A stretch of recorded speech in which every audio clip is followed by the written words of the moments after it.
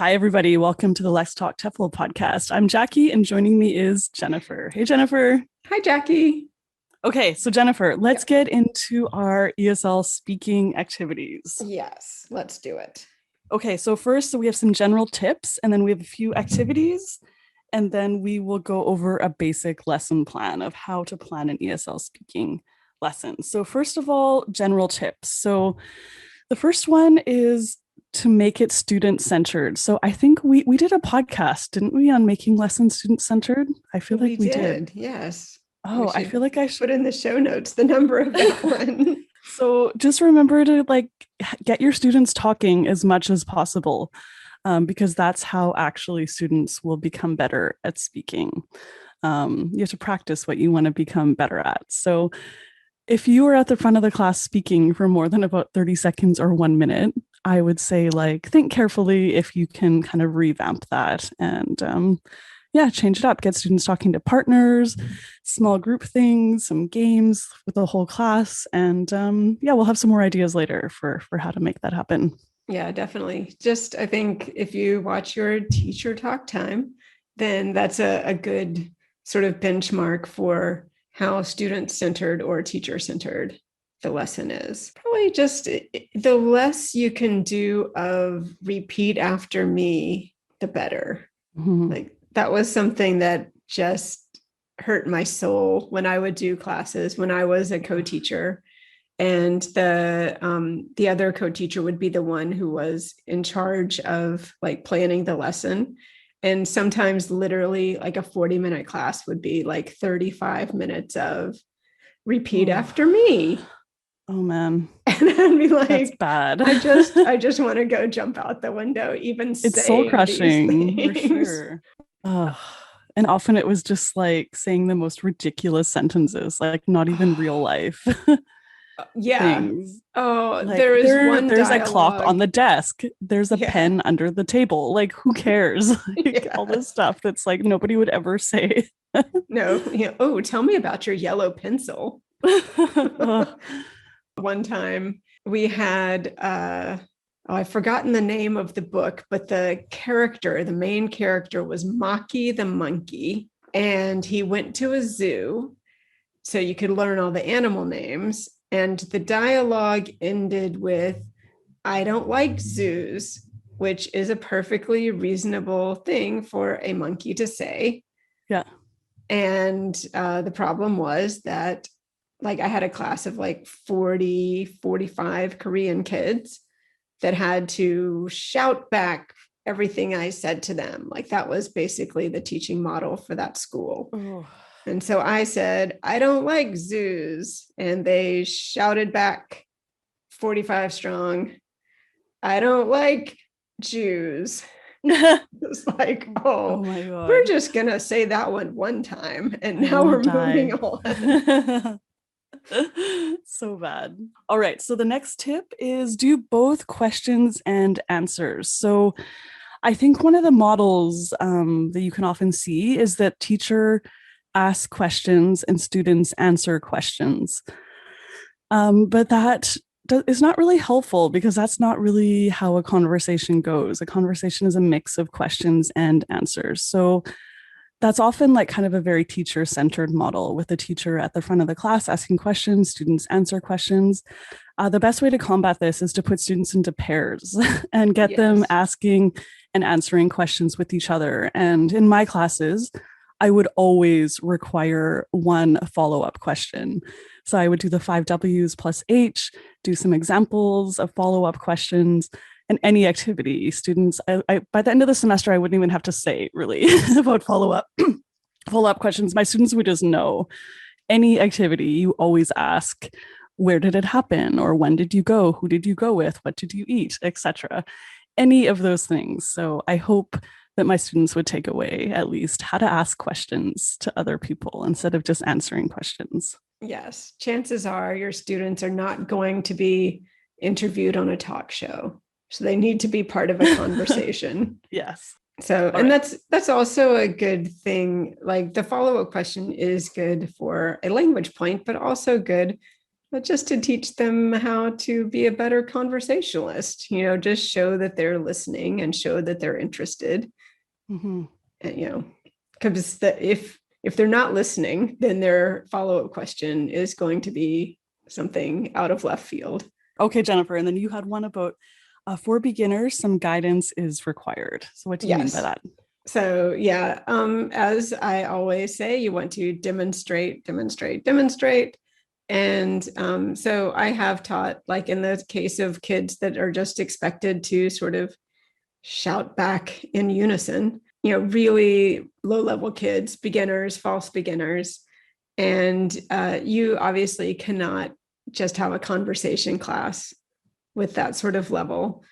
So that is where like dialogues sort of come into it, and you practice where you just take out he and they have to change it to she or it and make their own sentence and that kind of thing. So yeah, just practicing, how to make a sentence. And at that level, really, as much as I have a yellow pencil is silly kind of language, if the students really have no vocabulary and they really have like no knowledge of any grammar, it is sort of that level where you're just replacing like one word out of a sentence, and then they can ask in a pair, like one says, do you like apples? And the other one can say, yes, I do, or no, I don't.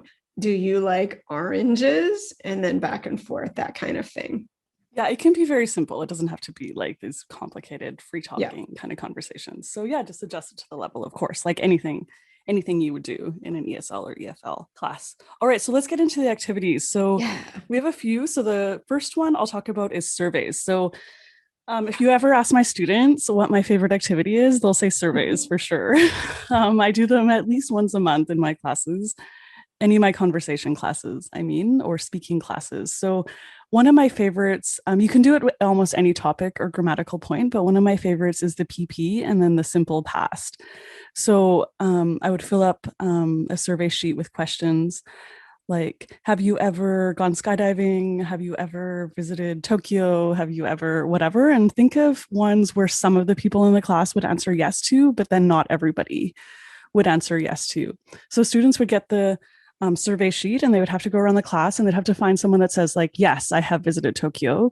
Then they would have to ask one follow-up question using the simple past. So example, like, who did you go with? Or when did you go to Tokyo? And then the person would say, oh, I went 2 years ago. And they would quickly write the person's name and then 2 years ago. And they could only talk to each person once. So once they found a question that person answered yes to, they would go find another classmate to have a short conversation with. So, and also for introductions, like, do you live in Busan? Do you have a brother? It's a nice icebreaker activity as well. Yeah. All right. I just talked so quickly about all the details about that one. Jennifer, surveys are great. Yes. And also it gives the students, like, if you have a bunch of questions, then they can ask one question to one person, a different question to another person. So they're doing something fresh each time. Mm-hmm. Mm-hmm. Yes, and as you very say, adaptable. You can either focus it on like some sort of theme, or you can focus it on a grammar point. So you could even have them do like reported speech where, you ask them like, what's the best advice your mom ever gave you? Or, and then, oh, she told me, blah, blah, blah.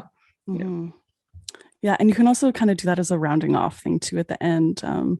I would just say like, oh, like, did you learn any interesting facts? And someone would say like, oh, Min-Gyu told me that blah, blah, blah. So that's also like a nice way to add reported speech onto the end. So, all right. So Jennifer, how about you? You have the talking bag. The talking bag. So if your favorite thing is surveys, mine is the talking bag. And it can be a talking box or a talking jar or whatever.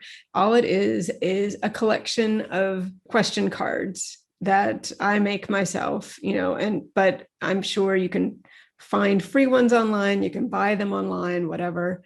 But it's just a bunch of questions, and you can make them, easier questions for more beginner students, or more difficult questions or, thematically related to your lesson, whatever, but you just put them all. I carried mine in a bag because it was very portable. I had a nice little, I have a nice little like sort of Korean, I'll say silk, but in giant air quotes, bag that you could get at the any market. You could get like 5 for $1.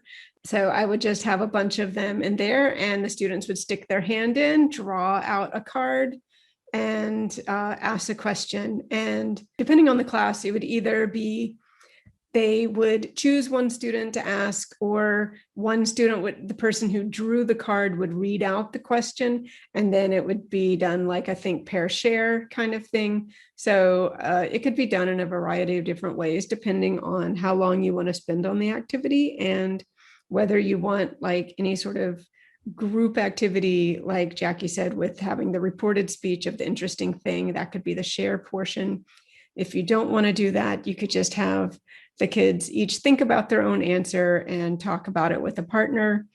Or you could have the question where one person reads the question to one, well, I say read, one person asks the question to one student that they have picked out of the whole class.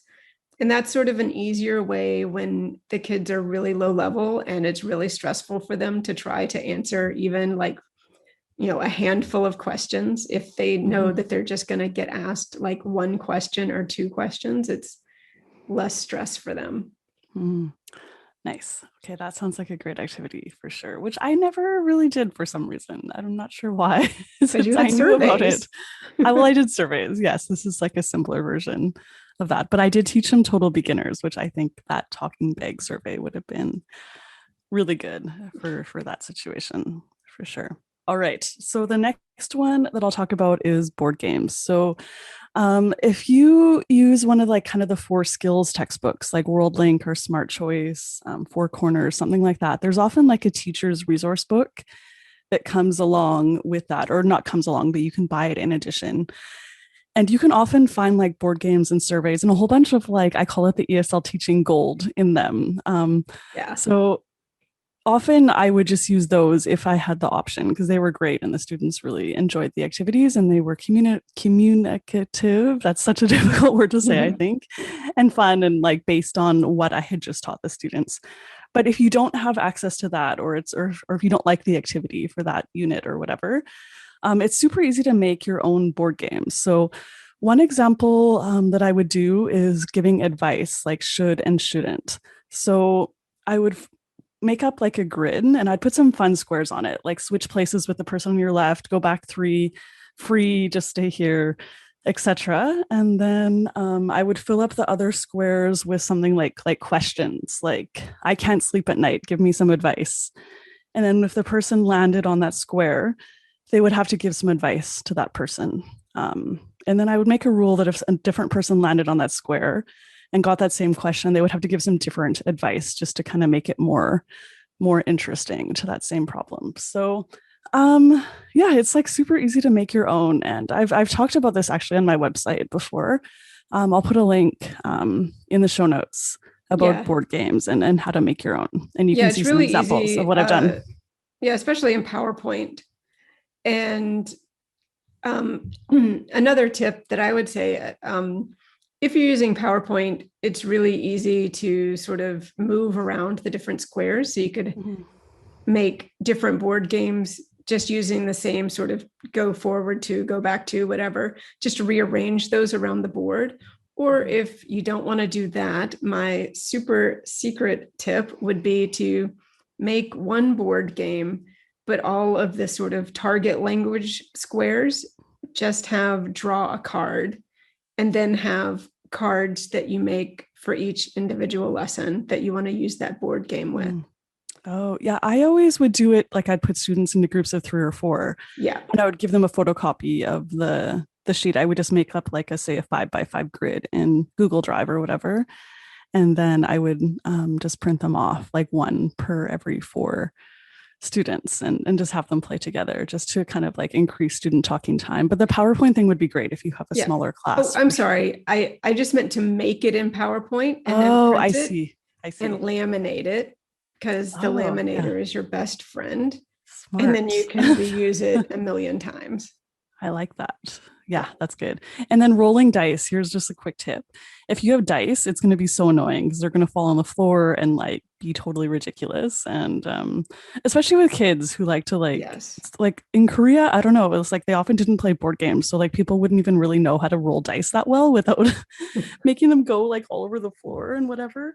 So I would often just do like two coins and like I would usually bring in coins from Canada or the US just to, for like kind of some fun. And I would show them like heads and tails. And then I'd say two heads is two squares, a head and a tail is three squares, and two tails is five squares or whatever, or something like that. So it's just kind of a more controlled way to do it. Or you could do like close your eyes and then have that grid with the numbers 1 through 6, and you put your pen point on a square. So Yeah. yeah, there's different ways to do that for sure. Yeah. You can also make a spinner quite easily. You just laminate, like you would have a circle and you draw it. I mean, you know what a spinner looks like. And you laminate it and you stick like a little brad, like a clock hand kind of thing. Mm-hmm. So you can make those. Or if you have a small Tupperware, like the kind of Tupperware, like the size of for salad dressing or something, like, I mean, individual salad dressing, not like a giant thing, that you can put the dice in there and close it and shake it and flip it over and look at Smart. Yeah. yeah Sure. the number, and then they can't go flying everywhere. All right. So Jennifer, what's your next activity? Vocab Uno. My next one, yeah, vocab Uno. I love Uno. I would make my own Uno cards for different lessons. And so this again is for lower level students, and generally speaking, kids know how to play Uno or one card or whatever they want to call it.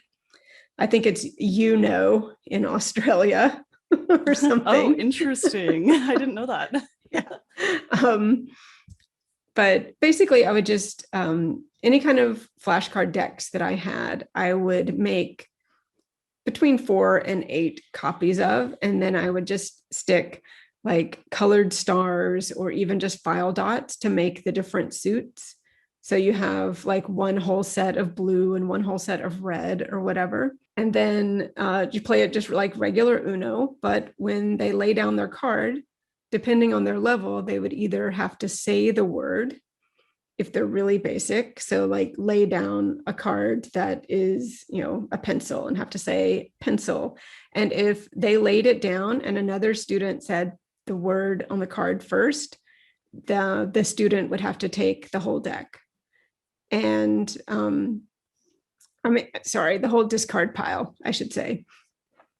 And if they were a little bit higher level, then I would have them, instead of just saying like pencil, they would have to say something like, I have 2 pencils. Or if they were a little bit higher level and we're trying to work on expanding our sentences, like I have 2 pencils in my pencil case, that kind of thing. So it's pretty low level. They're not like conversationally speaking, but they're practicing, at the very lowest level, saying vocabulary words. And then I try to move it up pretty quickly to like sentences, even if it's like, I like pencils, which is sort of a silly thing to say, just practicing making a sentence. All right, Jennifer, I think we should maybe move on to how to plan a basic ESL speaking lesson plan. And I know that this can we could talk about this for hours. And there's some like teaching books that in fact do talk about this for hours in courses, but we'll give a brief overview.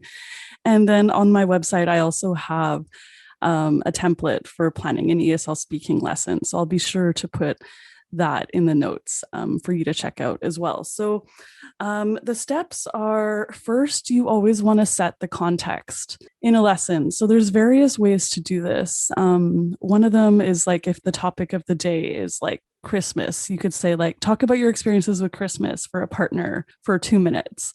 And that obviously works better for older students and higher level students. With beginners, you could maybe do show a picture and have students like maybe shout out some like Christmas tree, Santa, reindeer, like words that they recognize from that picture related to whatever your theme is that day. Or if you have like a reading or listening passage that you're going to do, you can maybe show a headline or show a picture and get students to make predictions about it. Jennifer, do you have other quick ideas for setting the context? I love showing a picture, either showing a picture and having them, like you said, like with, that's a Christmas tree and a stocking and a star and whatever, to show what they know. Or if they're a little bit higher, I do like to do the guess the story from the picture or guess the story from the headline. Mm-hmm. And also, like with advertisements, I would take in like a picture from a magazine, and I would have cut out whatever it was advertising, and I would have them guess like what the product was, Mm-hmm. that Mm-hmm. kind of thing. So. All right, so that's good. So the next step is I know it's like a speaking lesson, but it's hard to just do speaking the entire time. And it's also a difficult way to introduce any new sort of vocabulary or grammar into the lesson, which is something that you should be doing. Just speaking for speaking's sake is not that helpful. It's best to push students to incorporate new vocabulary or grammar into their language combined with what they already know. So I would generally introduce some language through a reading or a listening passage. But just keep in mind that this isn't the focus of the lesson. It's not a reading focused lesson or a listening focused lesson. So definitely do like the first reading or the first listening, like listening for kind of the gist or reading for like kind of the big picture, and then do a more focused reading, more focused listening. So like listening or reading for details. And then pick some language out of that and focus more on that. So it's either like a vocabulary set, maybe some new words about Christmas that students don't know, or maybe you could do something like for Christmas, irregular past tense verbs. So getting students to like circle all the irregular past tense verbs they see because someone was talking about their holiday memory or something like that.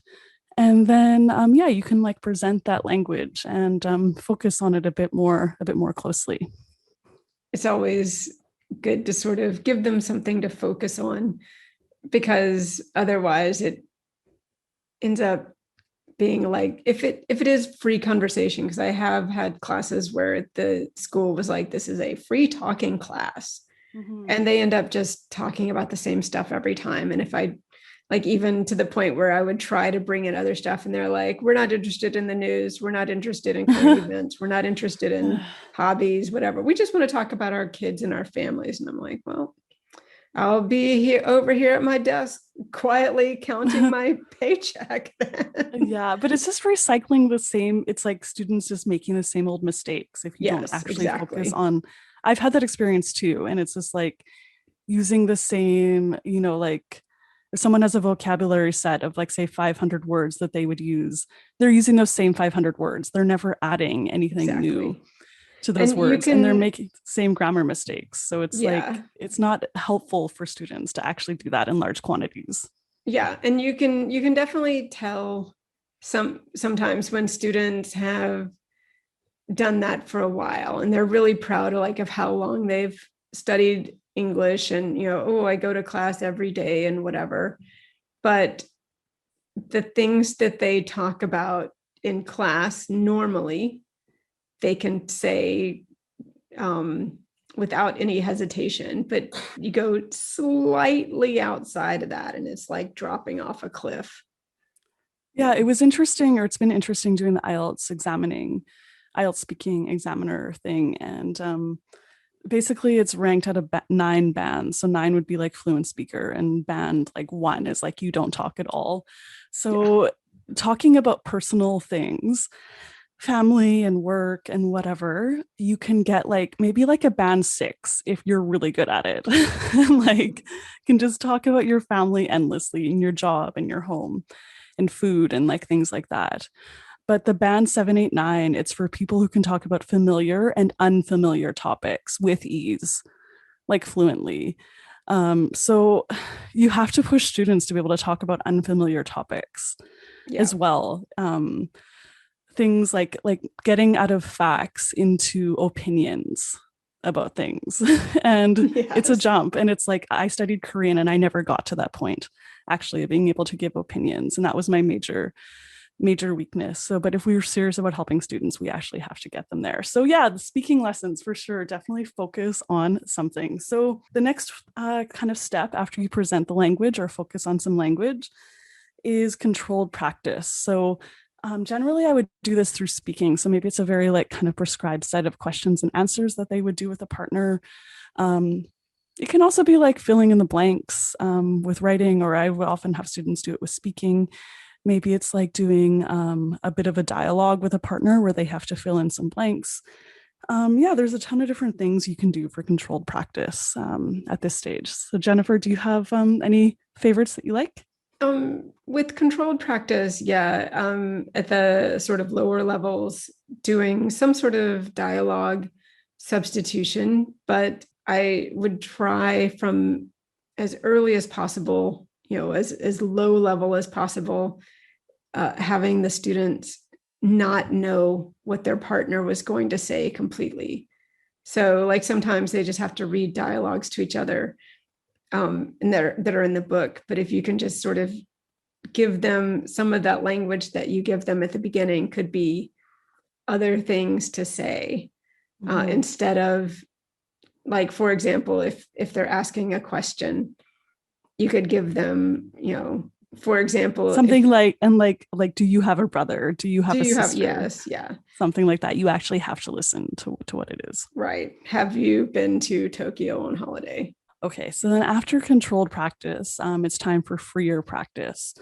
So something like, well, freer practice and then a game or activity to reinforce the concept. So this kind of could be combined. You could do some freer practice and then a game, or the game could be the freer practice. So it's a little bit, it depends how long your lesson is and how much time you have and what game or activity you choose to do at this stage. But something for freer practice that could work really well is like a board game directly related to the language that you taught. If you're talking about advice, then the should and shouldn't board game. Or if you're talking about like PP and simple past together, then it could be the survey related to that. Yeah, and there's like a ton of ideas. Also, the ones that Jennifer mentioned are good ideas. But yeah, definitely get something where students are using the language in a more spontaneous way, I guess, is the goal at this stage. And the teacher should be circulating, monitoring, and then definitely offer correction and feedback on the language you specifically taught that day. Yeah. Not everything, but what you specifically talk. If you hear errors, definitely correct those errors. Yeah. And again, I'll just, so as not to like really stress students out, I would wait until the end of the lesson, like after the freer practice bit was up. And then at the board say, these are some things that I heard several people saying, oh, I heard a lot of this mistake, whatever. So nobody feels like singled out, that I've stopped them in the middle of their activity and said, you're wrong, do it this way. Yeah, it's a bit different for adults, like in university. Like I taught English majors for a few years. So they actually wanted me to correct them. And I did a survey at the beginning of classes and they said, oh, that's the number one role of the teacher, should be to correct my errors. So in that case, I would just gently say like, oh, remember, this is like this thing. And they'd be like, oh, yeah. And they would like be actually not like embarrassed or whatever. They're like, oh, yeah, thanks. And then just continue on with their activity. Where kids, it can be a bit more tricky, I think, and the shame and like all of that. But so it depends. You just have to read the room. My students were genuinely happy to be like, oh, thanks, teacher. Like, great. Thanks for telling me. And like, yeah, usually happy. Yeah, of course. I will say, like, something that you should sort of stop is if they're supposed to be asking and answering questions and the person who is supposed to like ask the question is like, you go Tokyo, say, oh, let's practice making a question real quick. Yeah, exactly. Like I wouldn't say we already covered this, but I'd say, oh, remember this is how you, whatever. Yeah. Have you ever? And then let them fill in the blank for sure. Okay, Jennifer, I think that is our very, very brief overview of teaching ESL speaking. I feel Yes. like nervous that we did that in only, I don't know how long, 40 minutes. Yeah, I would say that that is like the very surface that we have barely skimmed. It's Yes, this definitely is like, something you can do a deep dive into. oh yeah, for sure. And I think we will focus more on kind of like the specific details of some things, like even like something like error correction, I think could have its own whole podcast episode At for least, sure. yeah. And how to set the context in a lesson that could have its Yeah. whole like a whole episode for those things. So I think we will do deeper dives, but I hope this is helpful for especially beginner teachers who are just kind of starting out and they're like, how do I plan a lesson? What's going on? And they just want to do free talking and like, what should I do? Or is that okay? And so I hope that we've answered some questions that people have. All right, Jennifer. So where can people find you online? You can find my blog, teachtravellearn.com, Mhm. or you can find me on YouTube. It's also Teach Travel Learn. Yeah. And Jackie, where can people find you? Sure. So if you want to find out about the podcast, eslactivity.org/podcast.